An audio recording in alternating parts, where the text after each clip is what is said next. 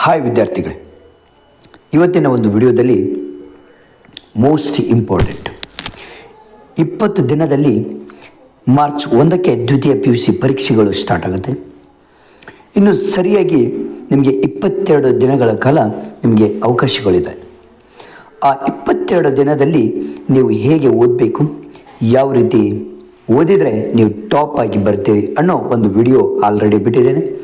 ಈ ವಿಡಿಯೋದಲ್ಲಿ ನೀವು ಯಾವ ರೀತಿ ನಿಮ್ಮ ಆನ್ಸರ್ ಶೀಟನ್ನು ಬರಿಬೇಕು, ಯಾವ ರೀತಿ ಬರೆದ್ರೆ ನಿಮಗೆ ಔಟ್ ಆಫ್ ಮಾರ್ಕ್ಸ್ ಬರುತ್ತೆ, ಹಾಗೆ ನೀವು ಹೇಗೆ ಬರಿಬೇಕು ಅನ್ನೋ ಸಂಪೂರ್ಣ ಮಾಹಿತಿ ಮತ್ತು ಪೇಪರ್ ಬರೆಯುವಂಥ ಸಮಯದಲ್ಲಿ ಏನು ಮಾಡಬಾರ್ದು, ಏನು ಮಾಡಬೇಕು ಅನ್ನೋ ಸಂಪೂರ್ಣ ಮಾಹಿತಿಯನ್ನು ಈ ವಿಡಿಯೋದಲ್ಲಿ ಕೊಡ್ತಾ ಇದ್ದೇನೆ.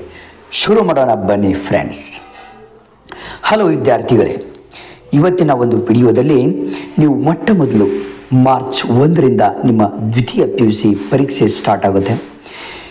ಯಾವುದು ಪರೀಕ್ಷೆ ಇರುತ್ತೆ ನೋಡಿ, ಆ ಪರೀಕ್ಷೆಯಕ್ಕಿಂತ ಮುಂಚೆ ಇವತ್ತು ನಿಮ್ಮ ಪರೀಕ್ಷೆ ಇದೆ ಅಂದರೆ 9:30ಗೆ ನಿಮ್ಮ ಪರೀಕ್ಷೆ ಆರಂಭವಾಗುತ್ತೆ ಅಂದರೆ ನೀವು ಮುಂಚೆ ಆ 8:30 ಸುಮಾರಲ್ಲಿ ನೀವು ಆ ಒಂದು ಪರೀಕ್ಷೆಯ ಕೊಠಡಿಗೆ ಹೋಗೋಕ್ಕಿಂತ ಮುಂಚೆ ನಿಮಗೆ ಏನೆಲ್ಲ ಥಿಂಗ್ಸ್ಗಳು ಬೇಕು ಅನ್ನೋದು ನೀವು ತಗೊಂಡು ಹೋಗಬೇಕಾಗತ್ತೆ. ಪೆನ್, ಸ್ಕೇಲ್, ಶಾರ್ಪ್ನರ್, ಕ್ಯಾಲ್ಕುಲೇಟರ್, ಪ್ರತಿಯೊಂದು ನಿಮ್ಮ ಒಂದು ವಿಷಯಕ್ಕೆ ಅನುಗುಣವಾಗಿ ಏನೆಲ್ಲ ಥಿಂಗ್ಸ್ ಬೇಕಾಗಿರುತ್ತೆ ಅವುಗಳನ್ನು ಮೊಟ್ಟ ಮೊದಲು ನೀವು ನಿಮ್ಮ ಹತ್ತಿರ ತೆಗೆದುಕೊಂಡು ಇಟ್ಕೊಳ್ಬೇಕಾಗುತ್ತೆ. ಇನ್ನೊಂದು ಮುಖ್ಯವಾಗಿ ನಿಮ್ಮ ಒಂದು ಹಾಲ್ ಟಿಕೆಟನ್ನು ಕೂಡ ನಿಮ್ಮಲ್ಲಿ ಇಟ್ಕೊಳ್ಬೇಕಾಗುತ್ತೆ. ಇದು ಯಾವಾಗ ಅಂದರೆ ಕೊಠಡಿಗೆ, ನಿಮ್ಮ ಪರೀಕ್ಷಾ ಕೊಠಡಿಗೆ ಹೋಗೋಕ್ಕಿಂತ ಮುಂಚೆ ನೀವು ನಿಮ್ಮಲ್ಲಿ ತೆಗೆದುಕೊಂಡು ಇಟ್ಟುಕೊಳ್ಳುವಂತಹ ಥಿಂಗ್ಸ್ಗಳು ಇವು ಆಗಿರ್ತವೆ. ನೆಕ್ಸ್ಟು ಇದು ಆದಮೇಲೆ ಮುಂದಿನ ಕಾರ್ಯ ಏನು ಮಾಡಬೇಕು ಅಂದರೆ, ನೀವು ಪರೀಕ್ಷಾ ಕೊಠಡಿಗೆ ಅರ್ಧ ತಾಸು ಮುಂಚೆ ಹೋದ ತಕ್ಷಣವೇ ನಿಮಗೆ 9:30 ಅಂತ ನಿಗದಿಪಡಿಸಿದರೆ 9:30 ನಿಮ್ಗೆ ಏನು ಮಾಡ್ತಾರೆ, ಮೊಟ್ಟ ಮೊದಲು ಕ್ವಶನ್ ಪೇಪರ್ ಕೊಡ್ತಾರೆ. ಕ್ವಶನ್ ಪೇಪರ್ ಕೊಟ್ಟ ಮೇಲೆ ಕೆಲವೊಂದು ವಿದ್ಯಾರ್ಥಿಗಳು ತುಂಬ ತಪ್ಪು ಮಾಡಿಬಿಡ್ತಾರೆ. ಯಾವುದೇ ಕಾರಣಕ್ಕೂ ಕ್ವಶನ್ ಪೇಪರನ್ನು ಓದದೆ ಮೊಟ್ಟ ಮೊದಲನೇ ಕ್ವಶನ್ನನ್ನೇ ಬರೀಲಿಕ್ಕೆ ಆರಂಭ ಮಾಡಿಬಿಡ್ತಾರೆ. ಆ ರೀತಿ ಮಾಡಲಿಕ್ಕೆ ಹೋಗಬೇಡಿ. ಮೊಟ್ಟ ಮೊದಲು ನೀವು ಕ್ವಶನ್ಗಳನ್ನು ಏನು ಮಾಡಿ, ರೀಡ್ ಮಾಡಿ. ಪ್ರತಿಯೊಂದು ಕ್ವಶನ್ಸ್ಗಳನ್ನು ರೀಡ್ ಮಾಡ್ತಾ ಹೋದಾಗ ಯಾವುದು ನಿಮಗೆ 100% ಅಂದರೆ 100ಕ್ಕೆ 100 ಬರುವಂಥ ಆನ್ಸರ್ಸ್ಗಳು ಅವುಗಳನ್ನು ಮೊದಲು ನೀವು ಏನು ಮಾಡಬೇಕು, ಕಲೆಕ್ಟ್ ಮಾಡಿಕೊಂಡು ಕರೆಕ್ಟಾಗಿ ಟಿಕ್ ಮಾಡ್ಕೊಂಡು ಇಟ್ಕೊಳ್ಬೇಕು. ಯಾವುದು ನಿಮಗೆ 100ಕ್ಕೆ ಜಸ್ಟ್ 20% ಬರುವಂತಹ ಉತ್ತರಗಳನ್ನು ನೀವು ಬಾಟಮಲ್ಲಿ ಕೊನೆಗೆ ಬರೀಲಿಕ್ಕೆ ನೀವು ಇಟ್ಕೊಳ್ಬೇಕು. ಅಂದರೆ ನೀವು ಕ್ವಶನ್ ಪೇಪರ್ ಓದುವಂಥ ಸಮಯ ನಿಮಗೆ 15 ನಿಮಿಷಗಳ ಕಾಲ ಕೊಟ್ಟಿರ್ತಾರೆ.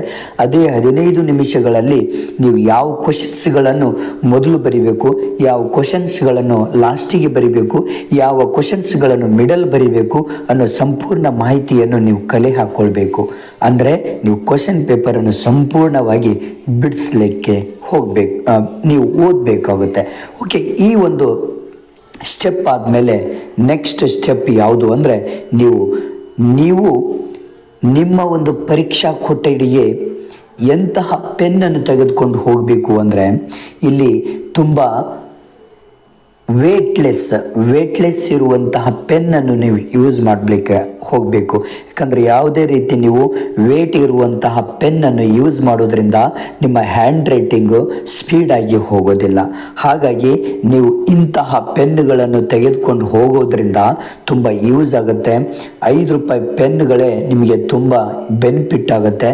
ನೀವು ಯಾವುದೇ ಕಾರಣಕ್ಕೂ 30 ರೂಪಾಯಿ 40 ರೂಪಾಯಿ ಪೆನ್ನುಗಳನ್ನು ತೆಗೆದುಕೊಂಡು ಹೋಗಲಿಕ್ಕೆ ಹೋಗಬೇಡಿ. ಯಾಕಂದರೆ ವೇಟ್ ಪೆನ್ ಇದ್ದರೆ ನಿಮ್ಮ ಹ್ಯಾಂಡ್ ರೈಟಿಂಗ್ ಕೂಡ ಸ್ಲೋ ಆಗುತ್ತೆ. ನೆನ್ಪಿಟ್ಕೊಳ್ಳಿ, ನೀವು ಯಾವುದೇ ಕಾರಣಕ್ಕೂ ವೇಟ್ ಪೆನ್ ತಗೊಂಡು ಹೋಗದೆ ವೇಟ್ಲೆಸ್ ಪೆನ್ನನ್ನು ತೆಗೆದುಕೊಂಡು ನೀವು ಪರೀಕ್ಷೆಯನ್ನು ಬರೀರಿ. ನೆಕ್ಸ್ಟ್ ಸ್ಟೆಪ್ ನೋಡೋಣ. ನೀವು ಪರೀಕ್ಷಾ ಕೊಠಡಿಗೆ ಹೋಗಿ ನೀವು ಕ್ವಶನ್ ಪೇಪರ್ ಓದುವಂಥ ಸಮಯದಲ್ಲಿ ಎಲ್ಲ ಕ್ವಶನ್ಸ್ಗಳನ್ನು ಓದ್ತಾ ಇರ್ತೀರ. ಆ ಕಾರಣದಲ್ಲಿ ಅಂತಹ ಸಮಯದಲ್ಲಿ ಯಾವುದೇ ಕಾರಣಕ್ಕೂ ನೀವೇನು ಮಾಡಬಾರ್ದು, ಈ ಆಲಿಸಬಾರ್ದು, ರಿವಿಷನ್ ಮಾಡ್ಕೊಳ್ಬಾರ್ದು. ನೆನ್ಪಿಟ್ಕೊಳ್ಳಿ, ಯಾವುದೇ ಕಾರಣಕ್ಕೂ ರಿವಿಷನ್ ಮಾಡಿಕೊಳ್ಳಿಕ್ಕೆ ಹೋಗಬಾರ್ದು. ಪ್ರತಿ ಕ್ವಶನ್, ಪ್ರತಿ ಪ್ರಶ್ನೆಯ ಎಲ್ಲ ಉತ್ತರಗಳನ್ನು ಒಟ್ಟಿಗೆ ನೀವು ಏನು ಮಾಡಬಾರ್ದು, ರಿವಿಷನ್ ಮಾಡ್ಕೊಳ್ಬಾರ್ದು. ಇದರಿಂದ ನಿಮ್ಮ ಮೈಂಡ್ ಬ್ಲ್ಯಾಂಕ್ ಆಗುತ್ತೆ, ಎಷ್ಟೋ ಆನ್ಸರ್ಸ್ಗಳು ಮರೆತು ಹೋಗುವಂಥ ಸಂದರ್ಭ ಇರುತ್ತೆ. ಇದನ್ನು ಮಾಡಲಿಕ್ಕೆ ಹೋಗಬೇಡಿ. ಯಾವ ಸಮಯದಲ್ಲಿ ಯಾವ ಪ್ರಶ್ನೆ ಬರಿತಾ ಇರ್ತೀರಾ ಆ ಪ್ರಶ್ನೆಗೆ ಬೇಕಾಗಿರುವಂಥ ಉತ್ತರವನ್ನು ಮಾತ್ರ ನೀವು ಆ ಟೈಮಲ್ಲಿ ನೀವು ರಿವಿಷನ್ ಮಾಡ್ಕೊಳ್ಳಿ. ಇದು ನಿಮ್ಮ ಒಂದು ಟೆಕ್ನಿಕ್ ಉಪಯೋಗಿಸ್ಕೊಳ್ಬೇಕು. ನೆಕ್ಸ್ಟ್ ಸ್ಟೆಪ್ ನೋಡಿ. ಮುಖ್ಯವಾಗಿ ಎಷ್ಟೋ ವಿದ್ಯಾರ್ಥಿಗಳು ಈ ನೀರನ್ನು ಇಟ್ಕೊಂಡಿರ್ತಾರೆ ಎಕ್ಸಾಮ್ ಟೈಮಲ್ಲಿ. ನೀರು ಹೇಗೆ ಇಟ್ಕೊಳ್ಬೇಕು ಅಂದರೆ, ಸಣ್ಣ ಬಾಟಲಲ್ಲಿ ತಗೊಂಡು ನೀವು ನಿಮ್ಮ ಕೆಳಗಡೆ, ಕಾಲು ಕೆಳಗಡೆ ಇರುವಂಥ ಒಂದು ಡೆಸ್ಕ್ ಹತ್ತಿರ ಇಟ್ಕೊಳ್ಬೇಕು. ನಿಮ್ಮ ಕಣ್ಮುಂದೆ ಯಾವತ್ತಿಗೂ ಇದು ಒಂದು ಇರಲಿಕ್ಕೆ ಹೋಗಬಾರ್ದು. ಓಕೆನಾ? Main important. Next main important ಏನಪ್ಪ ಅಂದರೆ,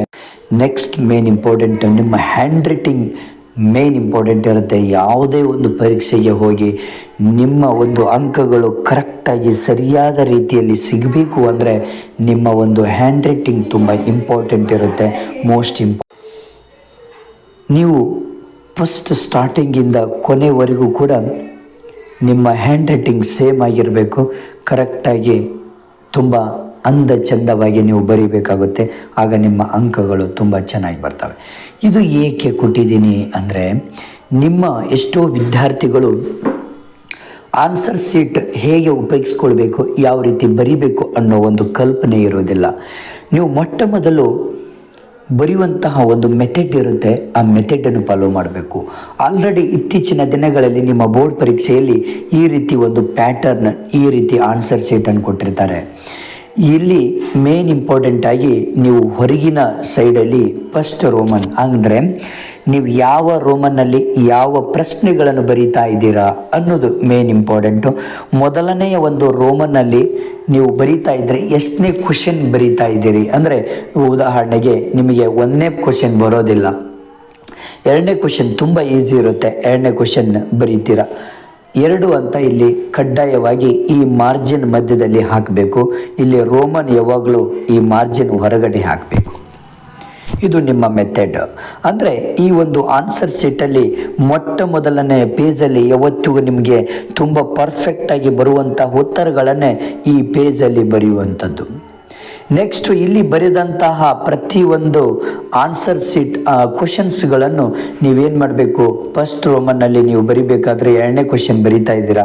ಬರೆದಾದ್ಮೇಲೆ ನಿಮ್ಗೆ ಏನಾದರೂ ಇಂಪಾರ್ಟೆಂಟ್ ಇದ್ದರೆ ಅವುಗಳಿಗೆ ಏನು ಮಾಡಬೇಕು, ಅಂಡರ್ಲೈನ್ ಮಾಡಬೇಕು. ಯಾವುದೆಲ್ಲ ಇಂಪಾರ್ಟೆಂಟ್ ಪಾಯಿಂಟ್ಸ್ಗಳಿದ್ರೆ ಆ ಪಾಯಿಂಟ್ಸ್ ಕೆಳಗಡೆ ಈ ರೀತಿ ಅಂಡರ್ಲೈನ್ ಮಾಡಬೇಕಾಗತ್ತೆ. ನೀವು ಎಲ್ಲಿಗೆ ಸ್ಟಾರ್ಟ್ ಮಾಡ್ತೀರಿ, ಇಲ್ಲಿಂದ ಕರೆಕ್ಟ್ ಈ ಒಂದು ಲೈನ್ಗೆ ಟಚ್ ಇರುವಂತಹ ಹ್ಯಾಂಡ್ ರೈಟಿಂಗ್ ಸ್ಟಾರ್ಟ್ ಆದರೆ ಈ ಲೈನಿಗೆ ಕರೆಕ್ಟಾಗಿ ಎಂಡ್ ಆಗಬೇಕು. ಪ್ರತಿಯೊಂದು ಕೂಡ ಈ ಇಲ್ಲಿಗೆ ಸ್ಟಾರ್ಟ್ ಆಗಬೇಕು, ಇಲ್ಲಿಗೆ ಬಂದು ಎಂಡ್ ಆಗಬೇಕು, ಇಲ್ಲಿ ಸ್ಟಾರ್ಟ್ ಆಗಬೇಕು, ಇಲ್ಲಿಗೆ ಎಂಡ್ ಆಗಬೇಕು. ಈ ಮೆಥಡಲ್ಲಿ ನೀವು ನಿಮ್ಮ ಆನ್ಸರ್ ಶೀಟನ್ನು ಬರೀಬೇಕಾಗುತ್ತೆ.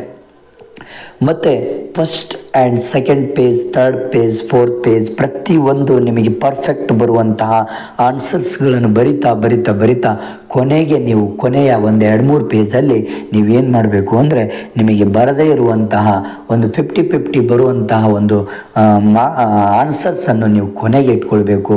ನಿಮ್ಗೆ ಯಾವ ಪ್ರಶ್ನೆ ನಿಮಗೆ ಬರುವುದೇ ಇಲ್ಲ, ರಿಲೇಟೆಡ್ ಇರೋ ರೀತಿ ನೀವು ಕೊನೆಗೆ ಬರೀಬೇಕಾಗುತ್ತೆ. ಯಾವ ಕ್ವಶನ್ಸ್ಗಳನ್ನು ಕೂಡ ನೀವು ಬಿಟ್ಟು ಬರಬಾರ್ದು. ಇದು ಮೇನ್ ಇಂಪಾರ್ಟೆಂಟು. ಓಕೆ, ನೆಕ್ಸ್ಟ್ ಕೊನೆಯ ಒಂದು ಟ್ರಿಕ್ಸ್ ಏನಪ್ಪ ಅಂದರೆ, ನೀವು ಎಕ್ಸಾಮ್ ಮುಗಿಸಿ ಬರುವಂಥ ಸಮಯದಲ್ಲಿ ನಿಮಗೆ ಮಾರ್ಚ್ 1ಕ್ಕೆ ಒಂದು ಪರೀಕ್ಷೆ ಮುಗೀತು ಅಂದರೆ, ಒಂದು ವಿಷಯದ ಪರೀಕ್ಷೆ ಮುಗೀತು ಅಂದರೆ, ಮುಂದಿನ ದಿನದಲ್ಲಿ ನೀವು ಹೋಗಿ ಯಾವುದೇ ಕಾರಣಕ್ಕೂ ಮುಗಿದು ಹೋದಂತಹ ಒಂದು